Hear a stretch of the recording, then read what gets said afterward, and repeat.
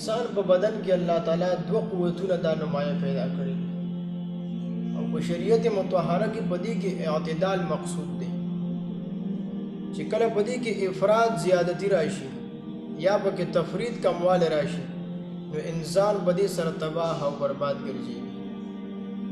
پای کې یو قوت غضبیه ده، غصې والا قوت، چې کله پدې کې افراط او زیادتی راشي نو انسان پدې سره ظالم وګرځي، او چې کله پدې کې کمی راشي تفرید پکې راشي نو انسان پدې سره جبن او بزدلی کې مبتلا شي، بیا انسان بزدل وګرځي. او چې کله پدې کې توسط او اعتدال وي نو انسان کې پدې سره شجاعت او بہادری پیدا کیږي، او دغه په شریعت کې مقصود او مطلوب ده. او دغه شانتی بل قوت په انسان کې قوت شهویه ده چې کله پای کې افراط او زیادتی راشي، د حد نه سیواواله پکې راشي نو بیا انسان په فسق او فجور او په زنا کې مبتلا شي. چې کله په قوت شهویه کې تفرید او کمواله راشي نو انسان بیا په جمود، خمود او نامردی کې مبتلا شي.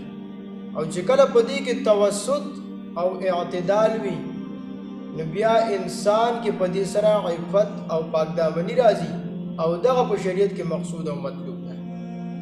نو په نکاح سره دا قوت غضبیه او قوت شهویه په دې دواړو کې اعتدال راشي. د نکاح نه بعد د انسان تعلقاتو کې وسعت راشي، خاندان او خلک ډیر شي، افرادی قوت هم سیوا شي. او بل طرف ته چې کله انسان نکاح کوي نو د قضای شهوت دپاره جایز موقع او محل ورته میلاو شي. دغه وجه چې تخلیق آدم علیه السلام نه والی در شریعت محمدیه صلی الله علیه وسلم پورې په تمام مذاهبو کې نکاح په تسلسل سره را روانه ده.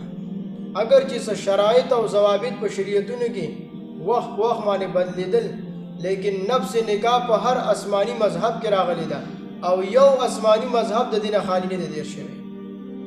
دغه وجه بخاری شریف کې دی حضرت عبدالله بن مسعود رضی الله عنه فرمایي چې مونږ ځوانانو د نبی کریم صلی الله علیه وسلم مخې ته ناستو، نبی علیه السلام مونږ ته وایي چې یا معاشر الشباب، اے د ځوانانو جماعته، من استطاع منکم الباءة فلیتزوج، چې څوک په تاسو کې د نکاح وس او طاقت لري، د مجامعت لوازمات او استطاعت لري، بچو ته بیبي ته بیا خرچه برابرولی شي، صحتمند دی، نو دله پکار دی چې د نکاح او واده وکړي.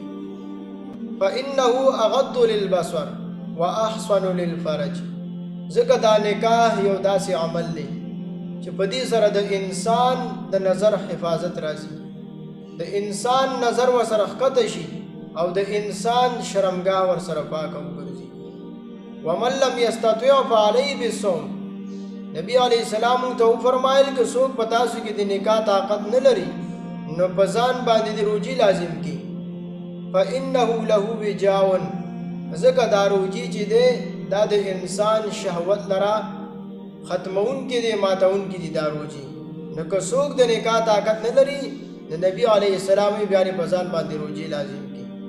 دا نکاح چې حکم شوی د دغه دپاره چې د انسان دا کوم نمایه دوه قوتونه دي، قوت غضبیه او قوت شهویه، چې په دې کې اعتدال او توسط راشي او انسان د افراط او د تفرید نه بچ شي او په معاشره کې امن او چین او سکون او خوشحالي راشي.